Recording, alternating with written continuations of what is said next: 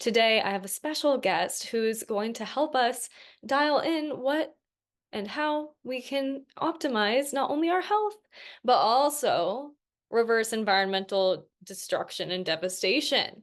Kayla Haye is a scientist at the University of Southern California's Center for Economic and Social Research, where she directs the Institute for Food System Equity. She works to promote health and prevent disease by applying social network analysis and systems science to key public health issues. Her research engages family and community social networks and broader social determinants of health to promote healthy eating, nutrition security, and prevent chronic disease. It also explores the role of social networks in group problem solving in families, teams, and coalitions. This work has been funded by the National Institutes of Health, the National Science Foundation, the U.S. Department of Defense, and the American Heart Association. Dr. De La Haye was previously an associate professor of population and public health sciences at USC and worked as an associate behavioral and social scientist at the RAND Corporation.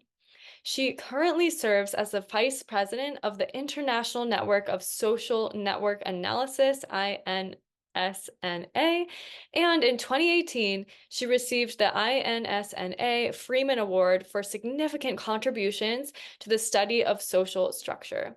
She holds a PhD in psychology from the University of Adelaide, Australia.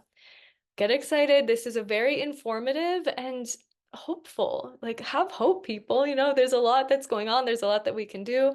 There's a lot of incredible public health professionals like Dr. Kayla De La Haye that are giving us the tools to really help improve not only our own optimal health, but also of the environment. I am so excited to have you with us today. Sustainability and public health are, of course, so important for the world, so important to me. And hearing that you just said that you've worked mostly in the public health space rather than in the sustainability space, and I would love to hear all about that. Yeah, I have worked for the last 15 years in public health. I studied psychology and was looking at, how do we decide what we eat? How do we help people make healthy decisions? And the more I worked in public health, the more I realized how hard it is for people to eat healthy, how confusing it is, but also even when you know information, it's just really hard to do this. And for some people, it's because they're food insecure. For other people, it's because all the food around them that's convenient and cheap is not healthy. All the reasons differ. And more recently, I've started working a lot more with governments and local governments around what are the actual policies that are going to make our food system healthy, sustainable, last over the next few decades, and actually make it easier for people to eat like healthy, sustainable food. Is there any particular venture that you're excited about right now that you're currently working on with that? Yes, there's a few things. So one thing I'm really excited about is a lot of work I've been doing with local government in LA County and a bunch of great community organizations here. And last year, the county developed a strategic plan to build a healthier, more sustainable food system for LA.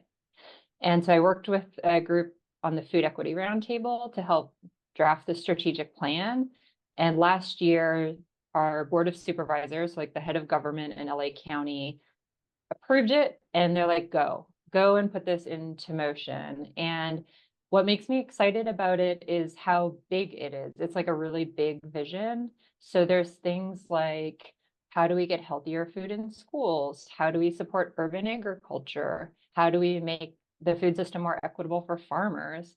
But also things like government food programs and making those work better, thinking about how we as a county start procuring and bringing in more healthy, sustainable food. So it's really big and bold. And that's what makes me excited, because a lot of things I've worked on, we work on little pieces of this problem, and it's really hard to make big changes.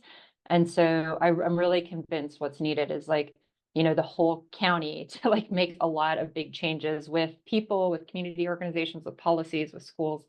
And that's actually what's really going to potentially transform our food system here locally. And I think it could be a really cool model for other cities or other places around the world.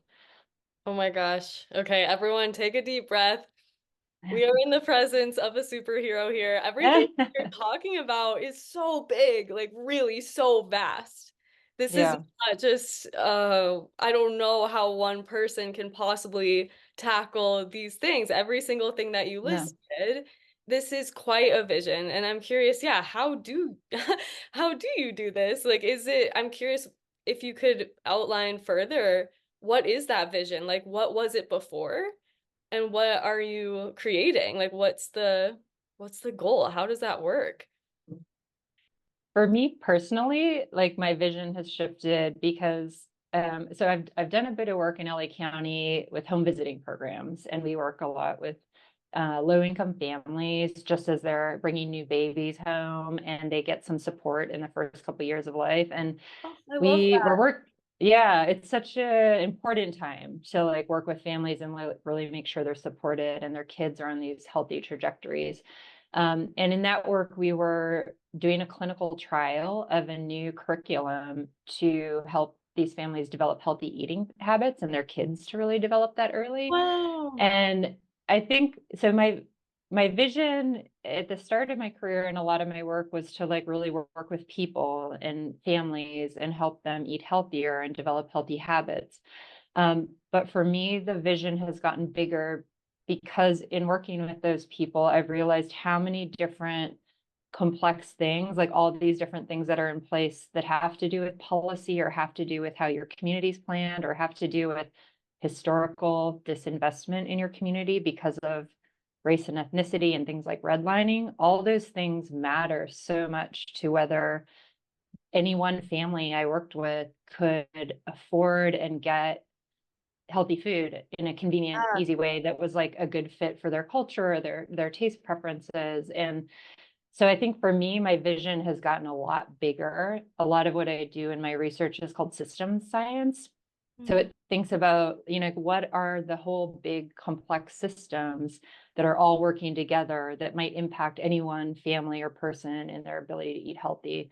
So for me, my vision got a lot bigger because of those experiences. And the families I was working with all became food insecure during the pandemic. They had to go to line up and get on buses to food pantries every couple of weeks to feed their kids. And they really rely on programs like WIC, the government program for women, infants, and kids, to give them extra money for food.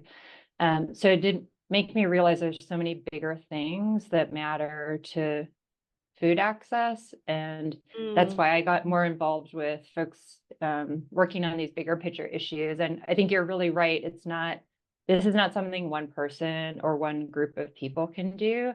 One of the things I really think is powerful in science is multi-sector and multidisciplinary research. So I work on projects with geographers, public policy experts, um, Wow. data scientists who work on really cool big data sets. And then we work with local government, with community-based organizations, with private business. And we're kind of one of the research projects we're working on, we're all working on this together to try to kind of get a better sense of the local food system and how it's changing. Oh my goodness. It's so exciting hearing about this. I mean, personally, I have a very big vision. I think that the way food is subsidized right now, like I want to see regenerative practices being more maybe subsidized, and of course, in schools and every grocery store, it is a business, right? So Yeah. they need to make ends meet while somehow still having really high quality food. Yep. Uh, and yeah, at grocery stores, and even if you're on a road trip, right, and you're trying to find something healthy to eat, or in any low income community, gosh, I can't imagine the changes that need to be made. It feels very, very, very vast. Um, Yeah. One of the best descriptions I heard when I was first started studying public health and I was at a conference was the keynote speaker was talking about inequalities in health and why we have such big differences between certain groups of people in their health and diseases like heart disease and diabetes. And he said, if we had set out 50 years ago to design our cities and our country in a way that gave the most people diabetes possible, we would have done what we've done.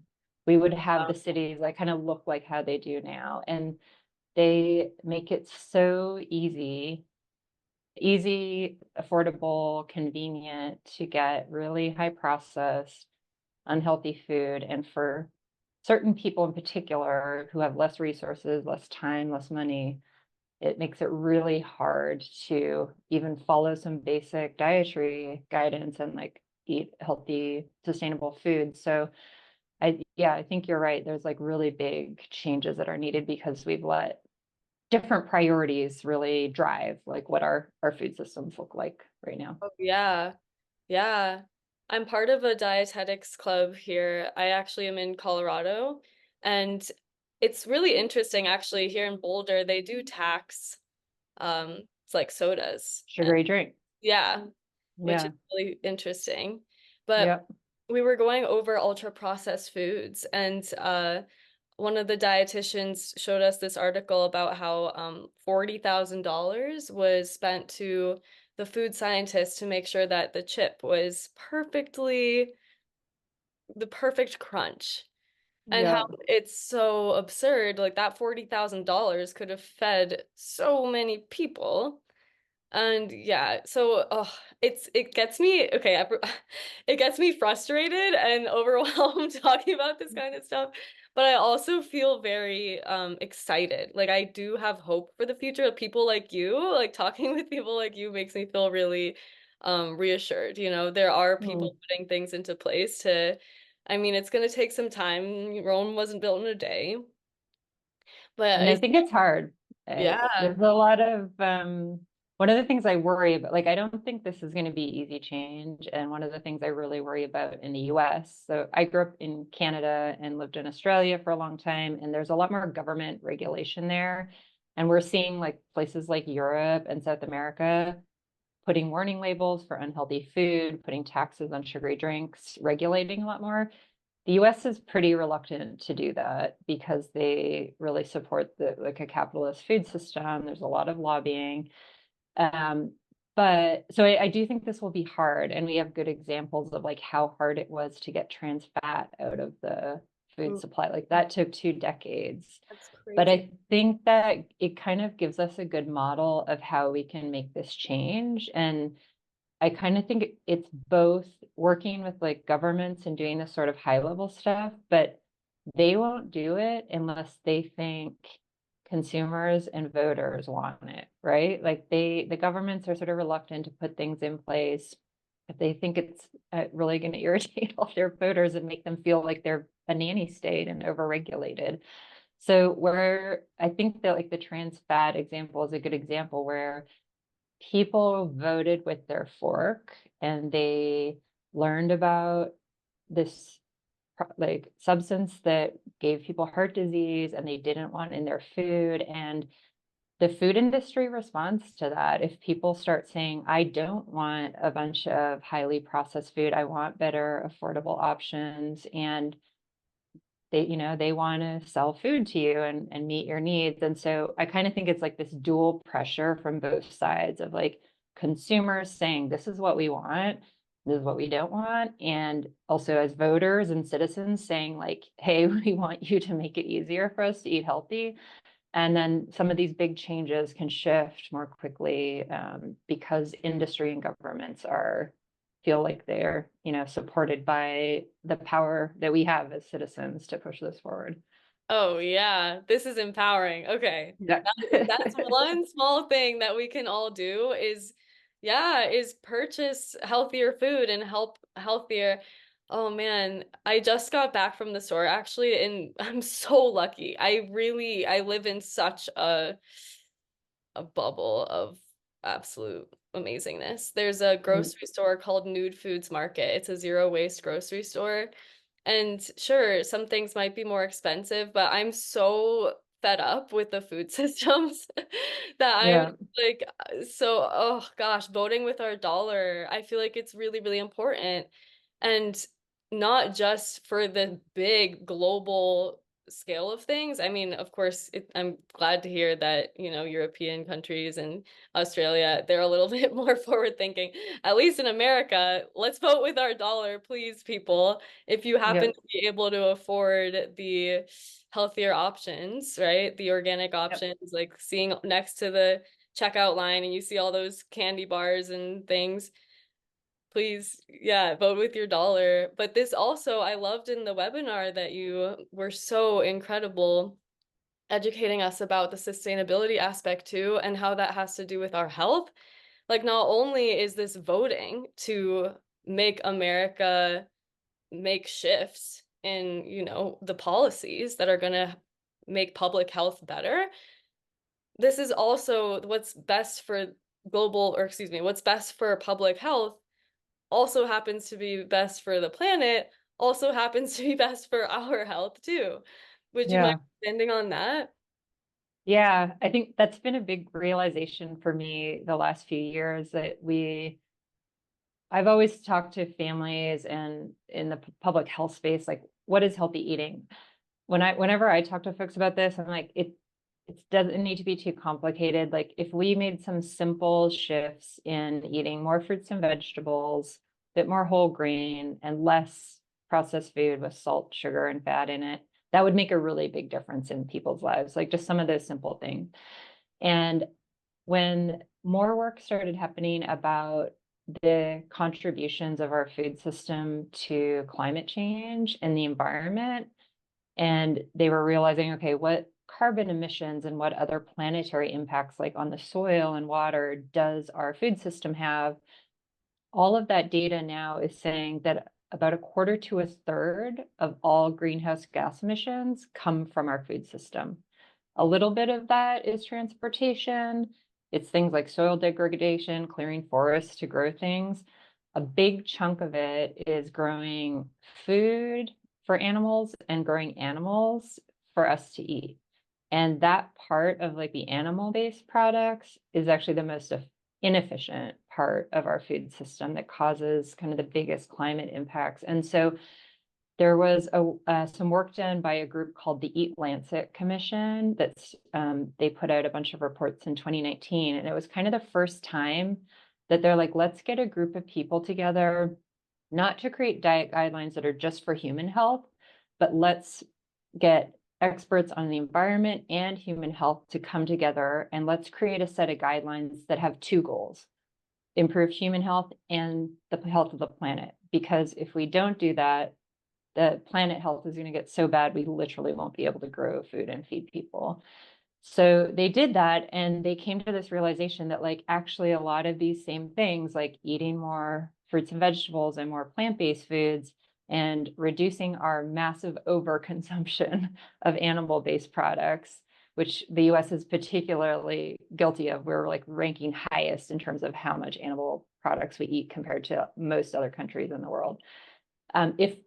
If we do that, that benefits both human health and planetary health. Like, there's this dual benefit. So like this simple message of like eating more fruits and vegetables and plant-based foods, that has all these really great effects for so many different things. Wow. Yeah, this is so nuts thinking about this. I I'm amazed. Like, I'm amazed that it feels to me very controversial. Like, it's like, oh, you have an agenda if you're telling people to eat less meat, like, I don't know, vegan propaganda, whatever. But Yeah. the reality is that, oh, yeah, I like it how you're seeing it from such a broad, like, bird's eye view here from a this whole country, this our government, like, we're processing too much meat. Yeah. It's just like Yeah. taking a step back. And when it comes to what that looks like on our plate, I don't think people necessarily have to stop eating meat altogether, but it's definitely a really, really important message to decrease. Yeah. Yeah. Yeah. The Eat Lancet Commission that I mentioned, they came out with their own set of dietary guidelines for a healthy planet. So it's sort of like the American Dietary Guidelines, but it's a healthy planetary diet guideline. And it's like a plate, just like the plate, my plate that comes from the USDA. But the big difference is that it's they don't say that the recommendation isn't to be vegan or vegetarian, or cut out meat altogether. They recognize that we should just have goals and targets that are more aligned with human health and planet health. And so their healthy planetary plate looks like kind of half the plate is fruits and vegetables, plant-based foods like whole grains, plant-based proteins like beans and pulses, and then small portions of animal product. So they kind of, rather than having a big steak at dinner and sliced meats in your sandwich, you'd have a small portion of animal-based foods, maybe 2 or 3 times a week, and try to keep that as the target for like lower emissions and better health. That's And I was gonna say I intentionally didn't say vegan or yeah. vegetarian when you asked before because yeah, it means a lot.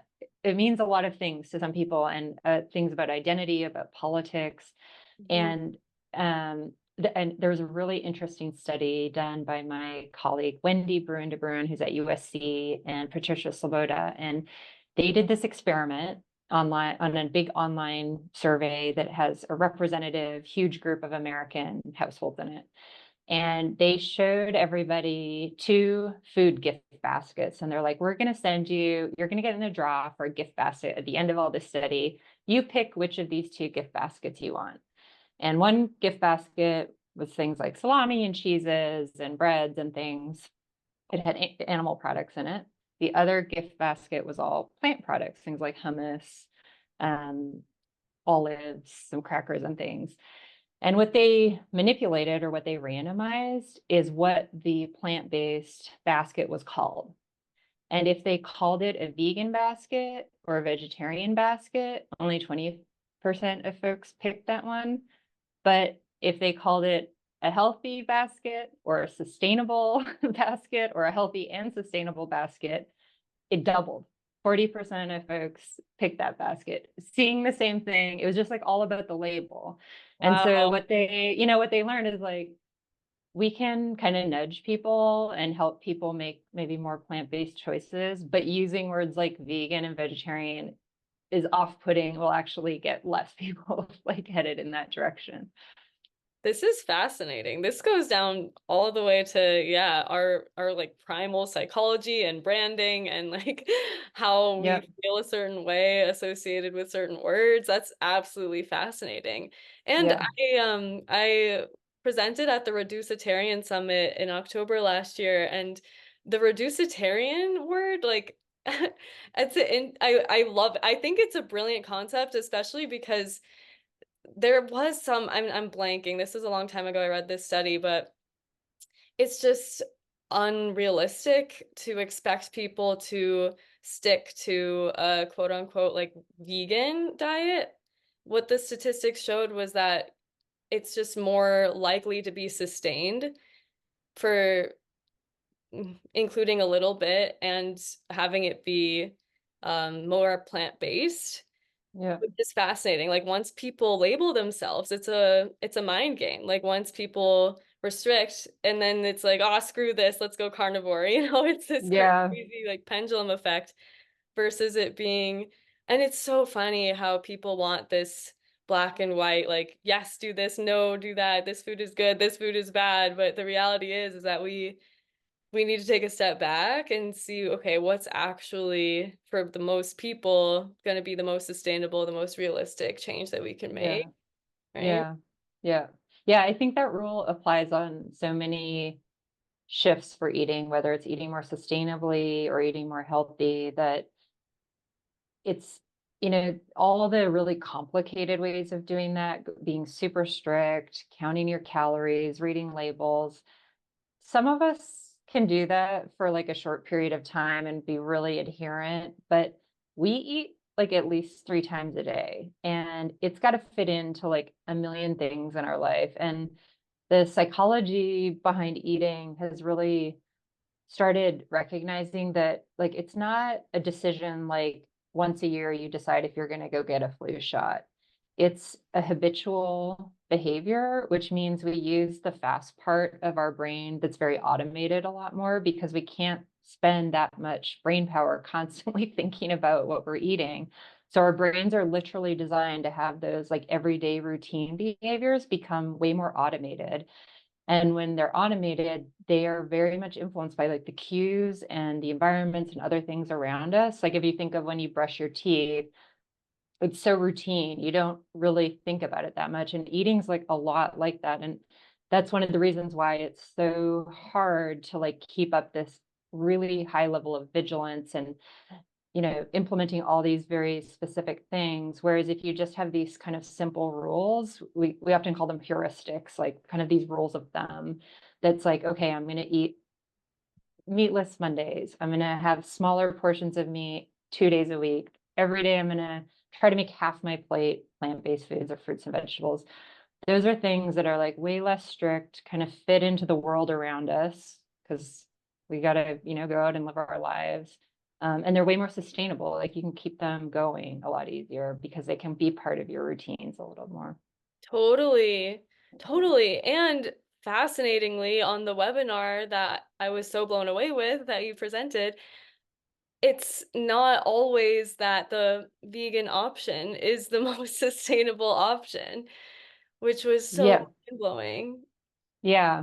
So the science on this is, I mean, there's some big patterns that are really clear. So, like in general, plant-based foods have a lot less emissions than Oh animal-based yeah. foods. Beef So, was like off the chart. beef is off the chart. Beef is really off the chart, and Yeah. processed red meat off the chart. Like so, And wait, what was it that was off? It was carbon emissions, right? That yeah, the so most carbon emissions. yeah, I mean, you can Google like carbon emissions in food, and you'll probably come up with this kind of big graph that shows beef, lamb, cheese, some key animal-based foods, their carbon emissions are huge. And actually, when I was giving that workshop, my husband overheard it and he's like, what does this really mean? Like, how much emissions are you talking about? Because I don't eat much animal-based food, but he likes to eat more red meat. Man's man. And he's like, is it kind of, is it a big deal or not? So he started computing like the amount of carbon emissions from a burger. And he worked out that it's like driving a regular car, something like 300 miles. Whoa. And Just yeah, a and burger. we have got an electric vehicle this year to try to reduce our emissions. And he's like, oh man, every time I eat a burger, I might as well be like driving my car halfway across California. So Wow. beef and red meat's like huge. And then if you get down to more like some fish-based products, um, more grain products, and then really like low on the chart is like fruits and vegetables, really minimal emissions. But like you were saying, sometimes it's a bit complicated. Like there's a study actually that came out this week looking at carbon emissions from urban farming. And the assumption has been like, oh, urban farming, like community gardens and urban farms are probably way better for the environment than large scale farming. But what they found is actually, no, it's not true. And it really depends. So there was all this nuance that like they just kind of needed to get to the details of. So for some big industrial farms, they were actually had less emissions and less environmental impact than the urban farms. But if there was large scale farming that relied on greenhouses or a long transportation, like bananas flying all over the world, Mm. then like local farming was a better practice. And the urban farms were actually like more sustainable and less emissions than community gardens. And it's a lot, but I think that it's kind of the point of like there's a bit of complexity in this. Like it matters how long you fly things, if it's clearing forest for that crop or not. Right. Coffee and chocolate are actually really high in emissions. They were kind of up there with the red meat. And part of that is that, lots of forest land gets cleared for these, and there's planes and all kinds of transportation shipping them All around over the the world. world. Mm. So there's a bit of complexity that makes it confusing and a little bit difficult, but there's also these heuristics, these like simple rules of thumb that like reducing animal-based food, especially red meat, by a bit and having smaller portions and less frequently could have a really big impact. Like that's for sure. Gosh, this is super interesting. Sorry, my mind is stuck on the word chocolate and coffee. I'm sure people are like, wait a second, because it's true. Here I am being as integrity as I possibly can be, trying to eat as locally, trying to be zero waste, most of course, mostly plant-based. But yeah, I love dark chocolate, and I'm sure a lot of people like coffee. And this dark chocolate, who knows where it's actually grown? Like I used to live in Hawaii, and cacao trees actually grow in Hawaii, but here in Colorado, definitely not so much. Definitely. Yeah. And I was always confused. Like I was like, how is Switzerland so famous for their chocolate? There's no way any cacao grows anywhere near here. So even if you think you're eating local chocolate, there's no way that cacao bean was actually grown there, probably, Yeah. Yeah. which is interesting, but I Yeah. digress. I'm actually Yeah. No, curious. I think it's a good point. And also, I mean, the other thing I'd say is like, if you're a big meat eater, or if you think of like all the amount of meat you might eat over a week relative to the amount of chocolate, I think our chocolate intake is usually somewhat smaller portions. Hopefully it is, because like it's Yeah. a delicious thing, but like in small amounts. So Right. I think like yeah, it's important to think about, the sourcing and where your food comes from, but also eating things in small moderation and just being mindful of that where you're, indulging in something Yeah. that's delicious and but maybe less healthy or less sustainable. Right. Yeah, I definitely have not made an actual meal out of a couple of chocolate bars, you know. Um, yeah. I am curious though to hear the difference between the urban and the industrial farming. I actually am not, I don't have a clear picture. I'm not sure what these exactly are, what that means. All Um, So I learned about this more recently too. So when I was working more with local government and community organizations on how do we help LA County have a healthier, sustainable system, one of the things a lot of folks were talking about was local urban farming. And there's some really cool groups in LA. Crop Swap is one of them, and they have a lot of goals. Like one of their goals is that the industrial food system is so corporate and it doesn't provide very good equity and rights to people growing food. And it actually takes that power out of communities' hands. So if you think about the COVID pandemic and the fact that we were waiting for things on our shelves, that the corporate food system was throwing out milk because it was packaged for schools, not for, grocery sales use. They have all these efficiencies and a lot of control out of how food gets supplied. And we saw shortages in LA County with like a lot of bare shelves. And so one of the goals I hear these urban farmers talk about is like, we want to take back some of the ownership of our food supply locally. And there's a lot of work in LA County around communities of color taking that back in because they've been really excluded from like the massive profit of the food industry.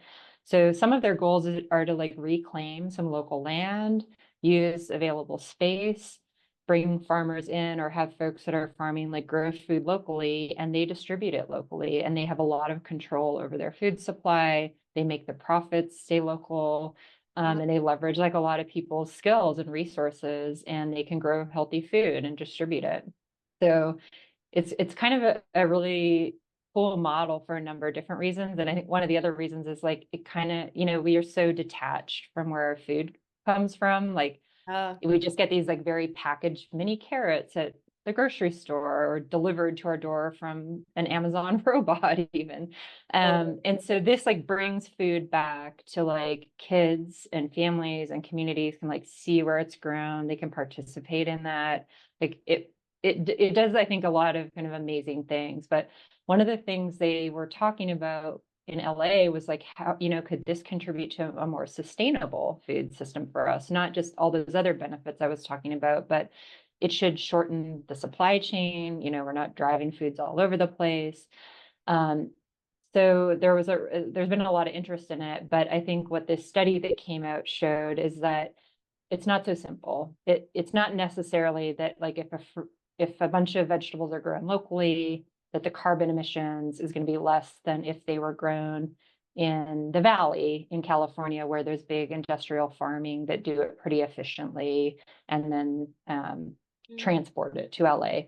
But kind of the devil is in the details. Like it, so the things that mattered is like, well, is that industrial farming using big greenhouses? And are they just transporting locally on trains, or is this getting flown around the world? And so the kind of the answer from that study was like, well, local and urban farming in terms of greenhouse gas emissions is not necessarily better. It can be, but it depends on a bunch of things. But if you think about the bigger picture, like, is this something we want to invest in and do? Maybe for sustainability in some cases, but probably for a lot of other reasons, for like connecting people to their food system and bringing more control of the food supply locally. Wow. Fascinating. I would assume that, yeah, the urban would be like so much better. So that's really, really interesting. Yeah. Wow. Well, I think if you think about the industrial food system, like the one thing it got really good at is producing a lot of food efficiently. Like Mm, that's how it makes a profit. And so a lot of pretty amazing technology has been developed to like efficiently, quickly grow food and get it to everyone's like that's we can feed this huge population on our planet largely because of that food system, but it's been prioritized to be efficient and profitable, not healthy and sustainable. right.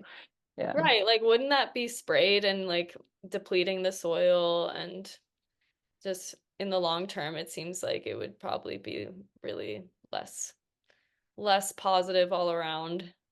That's Yeah.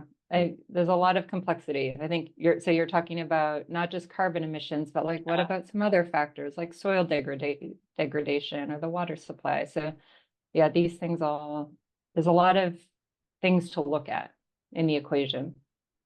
Oh, I'm curious with all you know so much on the day to day to, keep your sanity.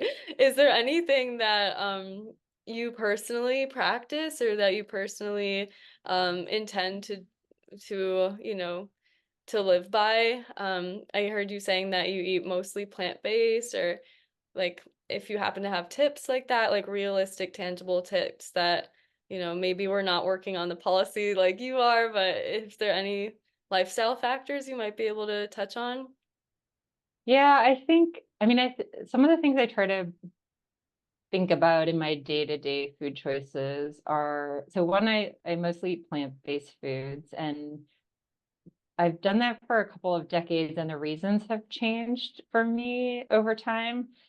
And now I feel like for me, this is a really good choice for my health, um, for like my heart health and my longevity, Yeah. and also for the health of the planet. It feels like a good decision. And so when I cook at home, I mostly cook plant-based things. And I would say it took me quite a while. Like, so I grew up in rural Canada in a farming area that's like known for its beef farming and great steaks. Wow. And no one is vegetarian. And so when I started eating more plant-based food, I was not eating very healthy. I was eating like a Caesar salad with a pizza pocket or something that was like, Totally. yeah. So for me, it's been like really educating myself about, especially from different cultures. Like there's so many cultures that eat, almost all of the cultures around the world outside of where we live, like eat way more plant-based food. So that's actually been a really fun thing to like explore foods from different places that are healthy, that have protein from Mm, beans and legumes, and eating more whole grains. So that's something I think about, and definitely the sustainability thing I've started thinking about a lot more, um, both in terms of like the foods I pick and trying to buy stuff. Like one habit I got into last year was I just ordered a couple um, little mesh bags on Amazon, and I use those to get all my fruit and vegetable now. So I don't use like single-use plastics. And then I just throw them in that, and there's all those nice little silicone bags. You can put your stuff in the fridge. And I was like, oh, I've really reduced like my waste of plastic around that.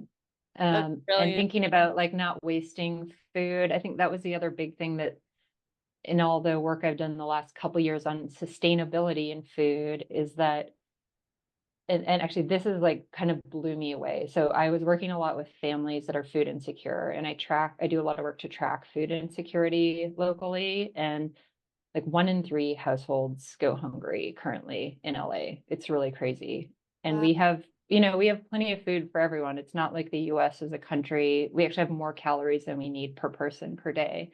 Oh yeah. And the other thing we do in LA County is throw out 1/3 of edible food, and that causes greenhouse gas emissions. So like that whole thing is just like, what, this is nuts, Ridiculous. right? Yeah. And so there's amazing work happening in this. The local governments have started it making rules that you're not, as a restaurant or retailer, not allowed to throw out edible food anymore. So that Thank went into place this goodness. year. And then because of that, all these cool companies popped up to like start reclaiming edible food and capture it. And they have apps, and they'll pick it up from your business and then they'll get it to the pantry. So like Food Forward is this one really cool company in LA that they've actually been doing this for decades and just grown and grown and grown. And so their whole business is just like grab all the edible food and like get it to the people who need it. And then it doesn't end up in landfill. I love So that. yeah, that's so cool. And I think a lot more about food waste, like not trying not to overbuy and throw things out, and making sure I'm not contributing to that. But the other practice I'd have that I think is like the thing I like the most around my food practice is I shop at my farmers markets a lot. And um, I feel like I get local food. It's fresher, it's healthy. I can, I have the ability to buy organic, which is like really a privilege right now in the US, and should be more accessible to folks, or be able to buy local farm fresh food.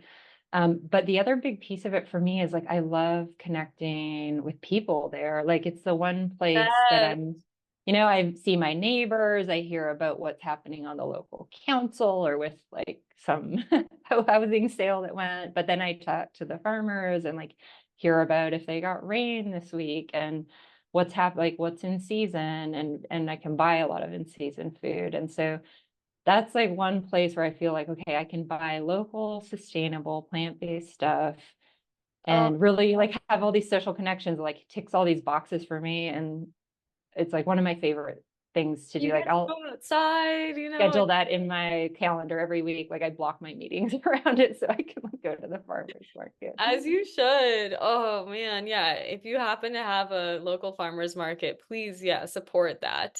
I lived in LA for a while and I miss the year-long markets. Like in the Yeah, winter here, I don't think it starts until April. I miss it so yeah. much. That's my happy place, And That I is a privilege of LA year long. And I definitely have given the stink eye to people who buy, one pepper and they put it in a plastic bag. I'm like, you don't need that. You don't need to do that. Like, why are you putting it in a plastic bag? I'd like to circle back around, like thinking about all of these different lifestyle factors and hearing that your husband was like, wait a second, how do you navigate in relationship around these different lifestyle factors? So one of the first thing I studied when I was studying like psychology and nutrition was social influence on eating, how the people around you influence what you eat. And at the time, my boyfriend was Australian, and I wasn't eating much meat, and I was like living in this place without meat. And so I've thought a lot about how I'm influenced by people around me and what they're eating, and how I might be an influence on other people. And I mean, LA is probably the easiest place to navigate The eating best, plant-based food. the best vegan food in the world, I think. Yeah, It's so good. yeah. And Uh, there's always options. And I think almost anywhere though, this is true where, so the classic example is like if you order a coffee and you want oat milk or some non-animal based milk product, they upcharge you still everywhere, which yeah. I find is just and there's still other things like the Impossible Burger is an extra charge, or if you are on a road trip and you're getting, you need to, the only thing around is like fast food, opt in the salad or isn't great or it's more expensive or they don't even have those options. And so um yeah, I think the challenge of it in your day-to-day life is hard, but the in terms of people around me, I guess I've never tried to impose it on people, but I definitely invite a lot of people over for dinners. There you And go. I don't tell them it's plant-based. And I'm like spaghetti bolognese with lentils or Impossible Burger or like this. I made this great shepherd's pie last week and invited some Australian friends around, and it was made from lentils and mushrooms. And people, when they eat delicious food, they eat delicious food. And I think it does, kind of, we're so influenced by what's around us. Like if you're one person doing something a bit differently, I think other people see it and they're like, oh, that looks interesting or not so bad, or that tastes great, or Right. yeah. Oh, that's brilliant. That sounds so good. Yeah, that's a great way to make friends and to be like accidentally, inspiring people. Gosh, yeah, I'm just in the dating world and I really, really liked this guy and he ate a lot of bacon. And I literally said to him kind of like offhandedly, like not really thinking about it, like I don't know if I could date a guy that Eat that so much bacon. that eat bacon like that. Yeah. And It's funny. I've found with guys I've lived with, like they might eat a lot of bacon, but then when we've lived together, I'm like, well, you can eat meat, go for it, but I'm not buying it or cooking it. And mm, pretty much all of them have stopped eating meat at home because they can't be. They're like, okay, that's fine. I'll oh, just eat plants when we're yeah, at maybe home. I should have stuck it out. And then once we moved in together, then I just, yeah, like the values is tough. Yeah, yeah. But it is, I do think it's like a big part of a lot of cultures. Like I definitely grew up in a culture where like people thought it was like really unhealthy not to eat meat. And I, actually, like the one person who was a vegetarian that anyone knew in my town was Katie Lang. She grew up like where I grew up, and she had left and become vegetarian, and everyone was like that's so crazy. What is she doing? And so there's a wow, lot, but people grow up with all of this understanding of like what's healthy, what's normal, really. what supports your local culture and economy. And um, those that stuff like really sticks with you, right? And so I think it is kind of a gradual thing of like getting used to new and different ideas, especially around food, because our palates, our taste buds, our identities are like all tied to this. It's not something we can just like Um, throw away very easy. Definitely. Yeah. Oh, it feels so good to connect with you today. Thank you so much for dropping all of this wisdom. Thanks, Is Katie. there anything that we didn't touch upon that you feel called to educate about and share about? I think the other thing we haven't talked so much about that's like a big focus of the work I do is around like inequality.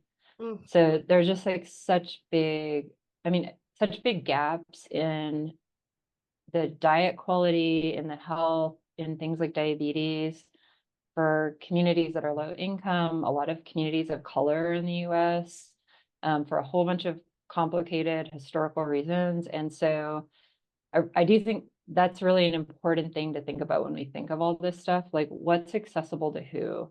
Are the changes that we're making really going to benefit everyone? And some of the things I worry about, where I'm working on a precision nutrition study right now, where we're trying to identify like individual responses to diet. And a lot of things I worry about is like, okay, this is great. It's new science, it's new information, but like, who can really use this? Like, all yeah. those families I worked with that struggle to like just get enough food for their kids, and their kids often have hunger issues. Like, this isn't going to benefit them. And so I do think we have to like keep that really front of mind. Like, we need a system that's really, if we're going to make changes, it's got to like benefit everybody and not leave a bunch of people behind. Oof, that's so big. I'm curious if there's anything that I can do that our listeners can do to either help move forward or like any links that I could share or any suggestions just in general that we could do to help with this gap? Like, is there?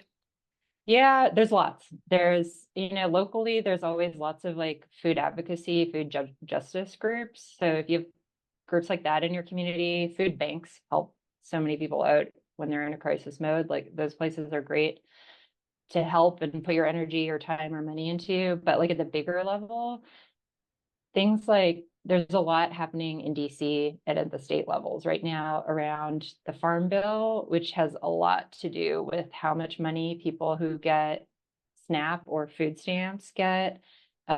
There's all these cool programs like giving people extra money for food when they shop at the farmers markets to buy fruit and vegetables. There's a whole food as medicine initiative helping low income folks get prescriptions for healthy food. But a lot of this stuff is on chopping blocks and there's like budget cuts happening to it. And so there as much momentum as we can get to like if any way you get involved in politics through like your local people or DC people or even tweeting saying like, hey, I don't want money cut from these programs that like just help people get healthy food that need it. That sort of pressure, like we just need a lot more louder voices around that right now. Wow, I love hearing that. Literally, we have so much at our fingertips, like sending a tweet, maybe sending a DM, like sending Yep. something like that actually can move a needle. That's really, really Yep. cool. Oh, Yep. that's And then yeah, like vote with your fork too. Yeah. yeah. Vote with your fork. Oh, Yeah. so good. And that's not my quote. That's Marion Nestle. She's an amazing food writer and nutritionist, and she comes up with some great lines that are powerful. Yeah. Oh, I love it. I love it so much. Gosh, I so acknowledge all that you do. I really, oh, there's yeah, I like I said before, I feel like a lot of people don't like to look at these problems because it is overwhelming or it can be overwhelming. You know, Yeah. sometimes people just the news, just all of this stuff going on. And it's beautiful to be so inspired by someone like you, to be so empowered, like, oh my gosh, there's actually hope. There's things happening. The needle is Yep. moving. Yep.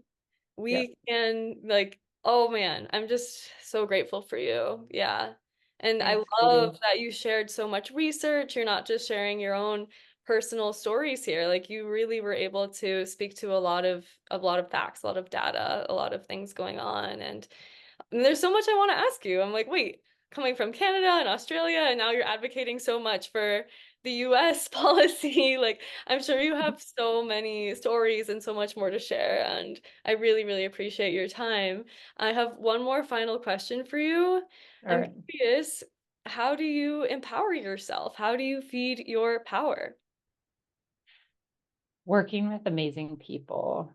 Mm, I love working in teams. I work with amazing students. I work with amazing colleagues, but some of the most inspiring people I've worked with the last couple of years have been people working in the local government who like work really hard and really try to make change happen, and community organizations. Like the number of amazing leaders and community organizations who are working a ton, have done all this work in the last few years to like try to address this food crisis and so many folks that are food insecure and try to make the food system better. Um, yeah, working in these teams is like gives me so much energy. I love that. That's so cool. And that's, yeah, that empowers and inspires me so much. You're not the only superhero. Like, I hope that you have a team of There's a superheroes. big team. Yeah. That's so cool. I love it so much. Well, thank you again for your time. And yeah, everyone, let's vote with our forks. Yeah. Yeah. Thanks, Katie. I hope you enjoyed this one. Let me know what you think. Hit me up on Instagram at vitamin.katie. Any suggestions, any takeaways? I would absolutely love to hear. Take it easy, take a deep breath. Let's make little changes. All of the little things add up. It doesn't have to be a total overhaul. Rome wasn't built in a day, okay? So give yourself some credit. Seriously, thank you for listening to this at all. Those of us who are willing to, instead of listen to music and just jam out or whatever, to instead to be educated with something like this, that's huge. Give yourself some credit.